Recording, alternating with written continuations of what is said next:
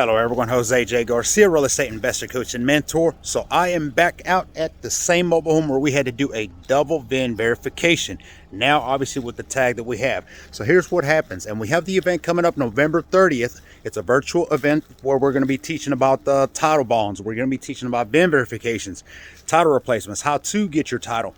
And here's the thing, it's so many processes, so many steps. It can seem overwhelming, but look, if you're investing or getting into mobile home investing, these are the steps that you're going to want to know. Bottom line, you will run into somebody that says, I will buy or sell a mobile home, but it has no title.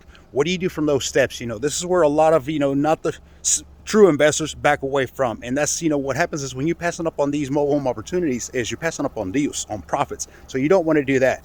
But on this specific mobile home, we were not able to identify the VIN. So what does that mean? We come out, we do all the paperwork, all the documents, everything's up to par, right? But there's no VIN verification inside the mobile home to be verified. You have to apply for a new one. Now, when you apply for a new one, you have to go back out again and do another VIN verification. And then there's other steps that follow with that as well.